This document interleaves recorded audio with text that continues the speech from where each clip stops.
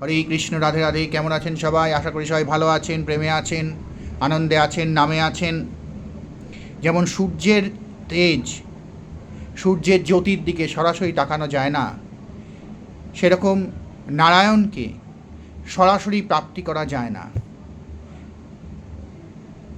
তার সঙ্গে তার কৃপা ডাইরেক্টলি পাওয়া যায় না।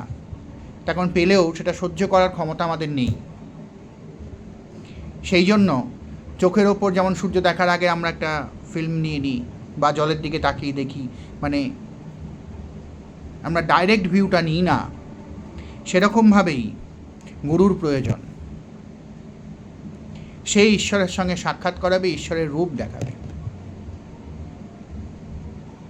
এবং সেই গুরুর চলার পথে চলা উপযুক্ত গুরু যদি হয়, তাহলে তার পথ দেখানো পথে যথার্থভাবে আমরা যদি অনুসরণ করতে পারি, তাহলে একদিন আমরা সেই সূর্যের দিকে সরাসরি তাকাতে পারবো, অর্থাৎ নারায়ণের স্বয়ং কৃপা লাভ করতে পারবো, তার চরণে ঠাঁই আমরা পাব। যখন সেটা জীবিত অবস্থায় আমরা পেয়ে যাব, তখন আমরা হব চাঁদের মতো অপূর্ব সুন্দর স্নিগ্ধ। সাধারণ মানুষ তখন আমাদের দেখে তৃপ্ত হবে, আমাদের সান্নিধ্যে এসে আনন্দ পাবে, অনুভূত হবে এক অপার্থিব আনন্দের অনুভব করবে তারা। এই আনন্দ কিরম তারা বলতে পারবে না, কিন্তু তারা অনুভব করবে।